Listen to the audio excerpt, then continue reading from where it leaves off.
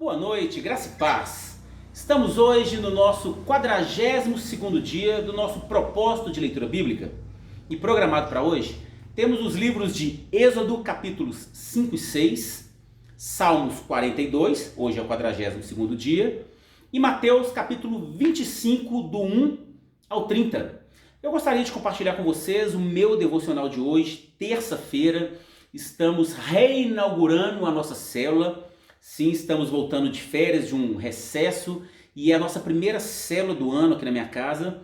Eu gostaria de aproveitar essa oportunidade para compartilhar o meu devocional. Só que o devocional de hoje está muito top, porque as três passagens, tanto em Êxodo, quanto em Salmos, quanto em Mateus, têm ensinamentos e lições muito tops. Sabe, às vezes você lê 3 capítulos, normalmente, uma do início, uma do meio, uma do final. Você consegue extrair uma mensagem, extrair um versículo mais conhecido, mas essas 3 mensagens falam muito comigo.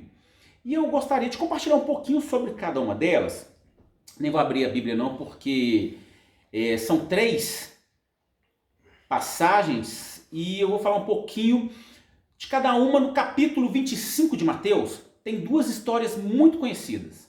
A parábola das 10 virgens e a parábola dos talentos. Porque está marcado do versículo 1 ao 30. Na parábola das 10 virgens, diz a Bíblia que tinham 10 virgens, onde haviam 5 prudentes e 5 nécias, ou imprudentes. E qual que era a diferença entre as duas? É que as 5 prudentes, elas haviam guardado azeite para poder acender a sua lamparina, e as 5 nécias não tinham azeite. E o noivo estava chegando para encontrar com essas virgens. Só que quando elas ficaram sabendo que o noivo estava se aproximando, as que estavam sem azeite ficaram desesperadas. E chegaram para as que tinham azeite, que nos dá um pouco, né? Dê-nos um pouco do seu azeite, porque nós não temos e o noivo está chegando e ele não pode nos encontrar sem azeite. Falou, se a gente te der, nós vamos ficar sem. Então vão vocês comprar azeite. E elas saíram para comprar. Diz a palavra que o noivo chegou, fechou a porta, e quando aquelas noivas, aquelas virgens imprudentes chegaram, a porta estavam fechadas e elas ficaram fora da bodas. Interessante, e qual que é a lição que eu tirei para mim principalmente? Porque não estava falando de 5 virgens e 5 prostitutas. A palavra fala de 10 virgens. Qual que é a característica de uma virgem? Uma mulher, ou melhor, trazendo para a nossa realidade, é alguém que se guarda para o noivo.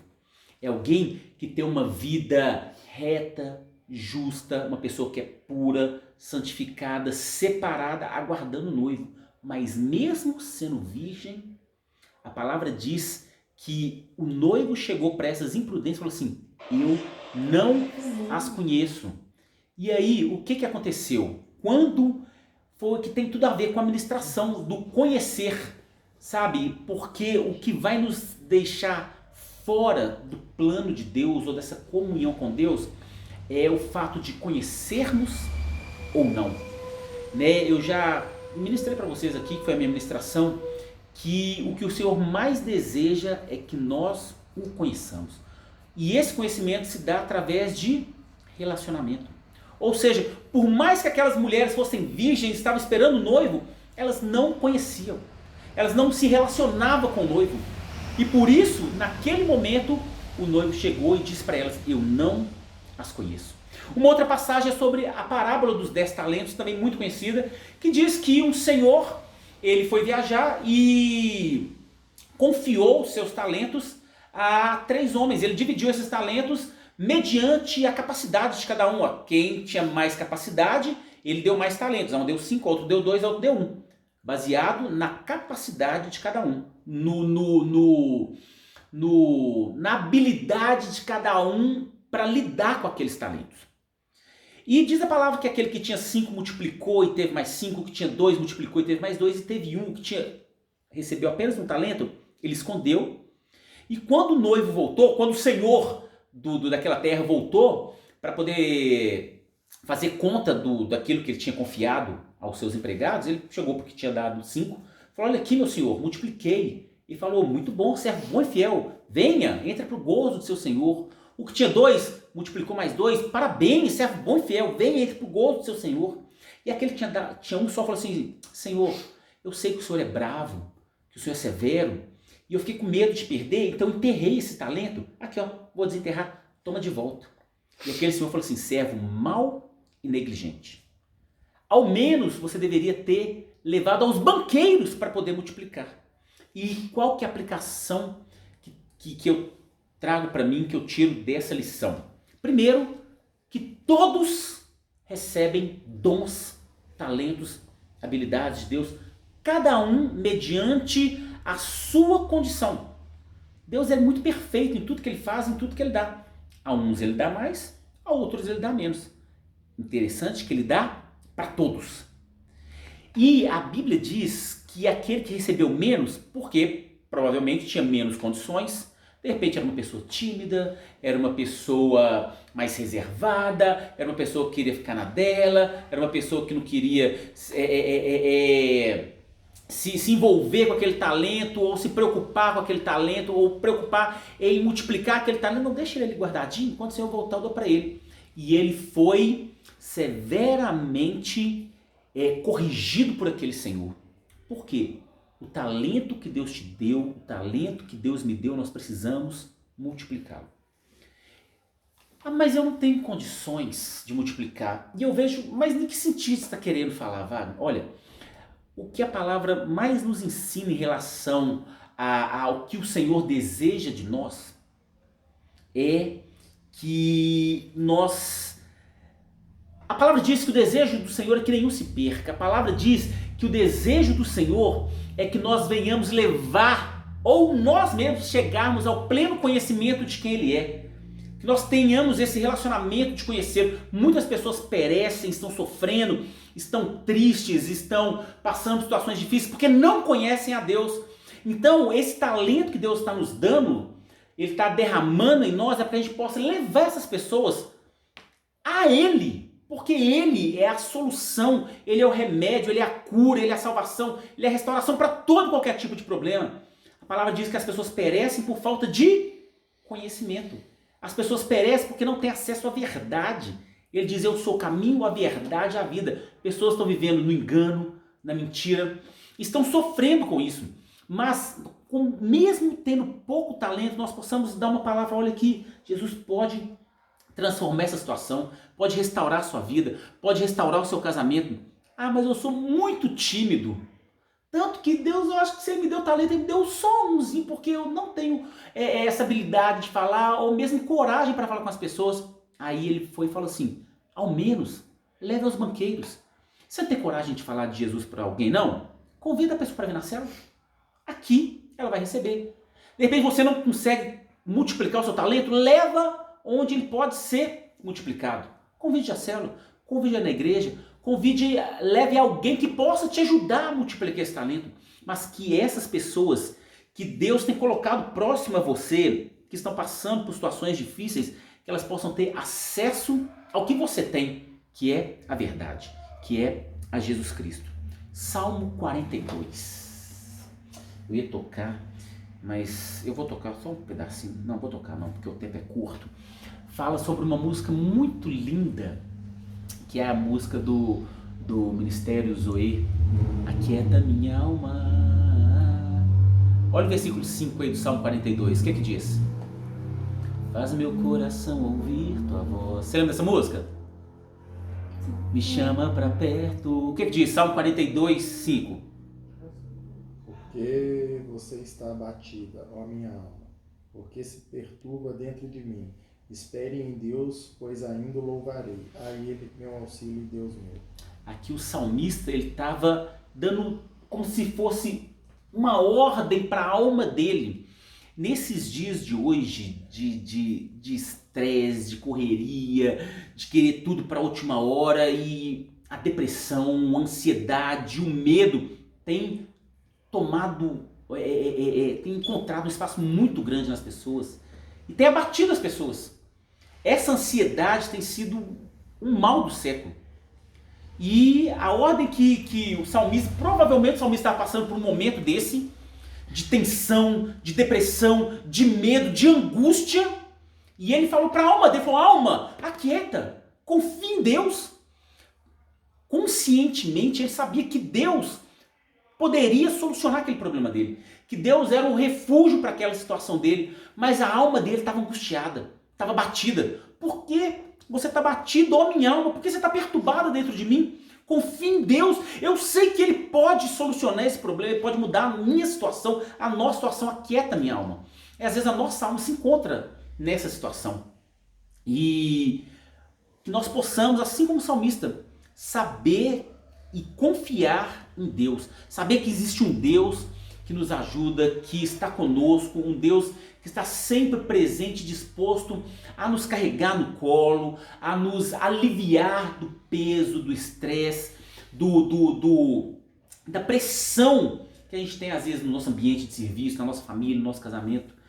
E a passagem de Êxodo, ela é muito top e elas meio que a passagem de Êxodo, em cima do que eu gostaria de comentar com vocês, ela se encaixa com essa passagem do Salmo 42, porque aqui em Êxodo 5, 6, o início do Êxodo fala da libertação do povo no Egito. O livro de Gênesis, que é o primeiro livro da Bíblia, ele termina com o nascimento ali de José. Então vem toda a história ali da criação, aquele negócio todo, os patriarcas, aí vem Abraão, Isaac e Jacó teve os seus filhos, ok? E aí conta a história dos 12 filhos de Jacó, aí conta a história de José. Você lembra de José, que foi vendido pelos irmãos no Egito? Então, aí conta a história de José, que foi para o Egito. Aí José se tornou o príncipe do Egito porque ele traduziu o sonho do faraó. Qual era o sonho do faraó? O faraó sonhou sobre 7 vacas gordas e 7 vacas magras. Sonhou sobre 7 espigas grandes e 7 espigas mirradas. E aí José traduziu, falou, serão 7 anos de fartura e 7 anos de miséria. E o meu conselho é que você arrume alguém para poder administrar as coisas. Por quê? Que durante esses 7 anos de fartura a gente possa economizar para sobreviver nos 7 anos de miséria. A faraó falou assim, não existe ninguém mais preparado do que você. E nomeou ele para ser esse administrador. E falou, olha, depois de mim não vai ter ninguém maior do que você aqui no Egito.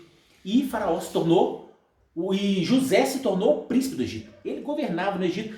E aí veio, durante os 7 anos de fartura, ele foi enchendo celeiros, juntou muita comida, muito trigo.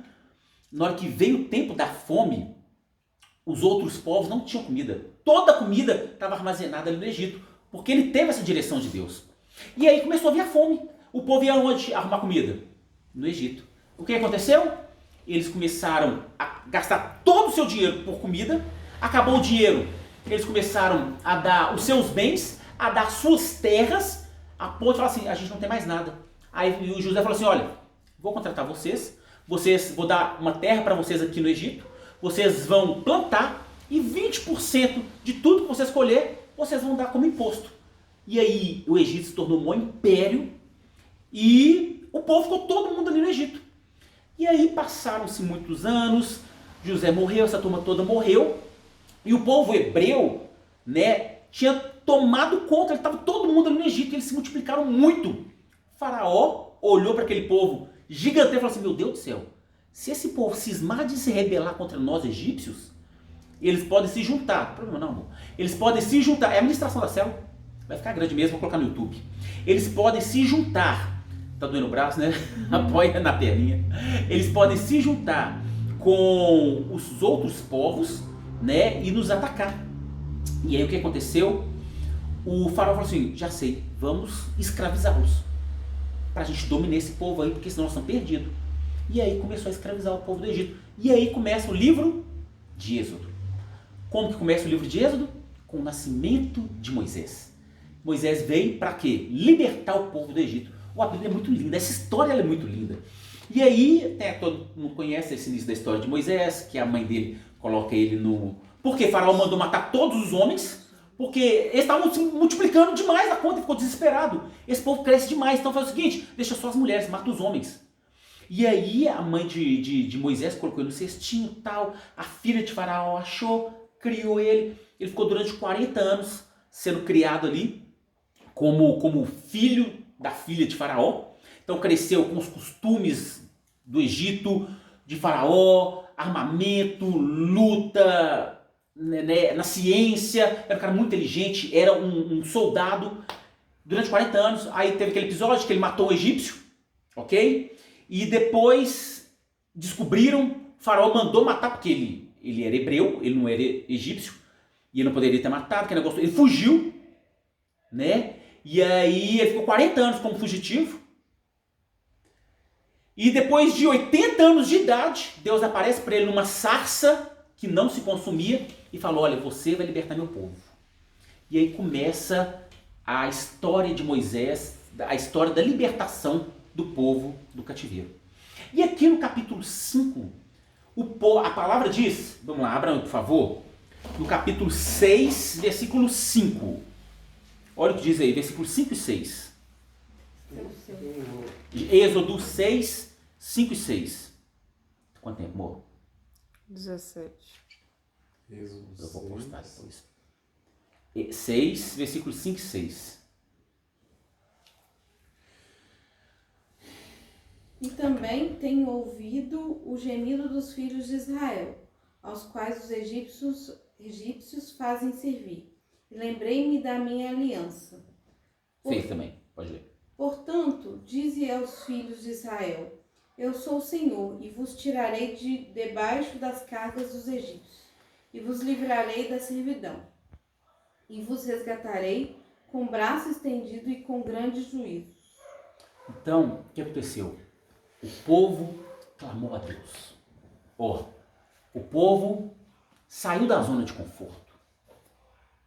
Porque quando estava trabalhando como escravo, mas a Bíblia diz uma coisa: achegai-vos a mim e eu me chegarei a vós outros. Quem tem que dar o primeiro passo somos nós. Deus, ele vai se achegar a nós, sabe quando? Quando nos achegarmos a ele. Então, Deus, ele se manifestou quando? Quando o povo clamou. O povo ficou lá escravizado e de boa. Mas a palavra diz que quando o povo clamou, Deus se manifestou. Falou: beleza, vou libertar vocês da escravidão. E aí levantou Moisés para poder ser o libertador. Capítulo 5, versículo 9.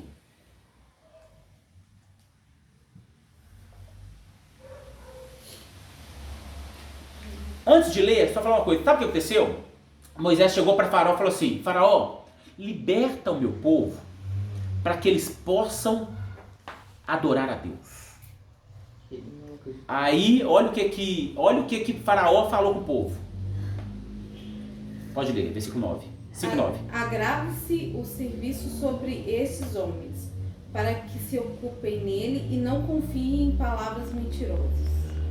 Na minha versão, aqui, ó. Imponham mais serviço a esses homens. Sabe o que o Faraó falou? Uai, esse povo está querendo adorar a Deus? Vocês estão muito à toa. Eu vou dar mais trabalho para vocês. O povo já estava escravizado, já estava sob o jugo da escravidão. O Faraó falou assim: o quê? Eu vou dar mais trabalho. Vocês estão muito folgados. Interessante que as coisas com a gente funcionam mais ou menos dessa forma. Não sei se vocês já perceberam. A gente está numa situação difícil. A gente clama a Deus. E isso acontece? A situação piora. Não sei se vocês já perceberam.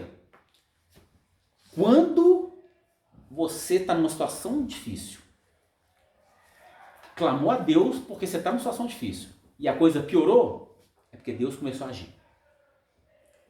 Tem uma frase que eu li num livro uma vez que eu nunca mais esqueci, eu gosto sempre de citá-la, onde diz que os momentos mais escuros, o momento mais escuro da noite são segundos antes de amanhecer. Então tende a piorar. Mas aí que está a importância da gente permanecer fiel, permanecer confiando no Senhor, permanecer dependendo dele, porque vem a provisão. Olha a situação dos caras, velho. Os caras já estavam ali sob o domínio de Faraó e veio ali de um peso maior sobre eles. O desespero. E aí Deus falou assim: não, esquenta não. Eu estou endurecendo o coração de Faraó. Vai lá, Isso tudo faz parte de um plano de Deus. Sabe para quê? Para trabalhar com a gente. Saiba que o nosso clamor a Deus, a nossa busca por Deus, não vai mudar Deus, vai mudar nós. Então, às vezes, Deus permite esse tipo de situação para que a gente possa buscá-lo. Deus continua sendo Deus, poderoso, soberano, mas cabe a nós reconhecer isso, que às vezes parece que a gente esquece que Ele é Deus, que Ele está de braços abertos, nos esperando, falou, me busca, clame a mim e responder-te-ei, anunciar-te-ei coisas grandes e ocultas que não sabes. Acho que o Senhor fica assim, doido, me clama a mim, eu estou disposto, mas você precisa me desejar. Eu não vou intrometer se você não me buscar. Eu não vou fazer nada se você não clamar a mim. Então que nós possamos confiar no Senhor, continuar dependendo dEle e saber que Ele é fiel. Ele não é homem para mentir, nem filho do homem para se arrepender. Que Deus te abençoe, em nome de Jesus.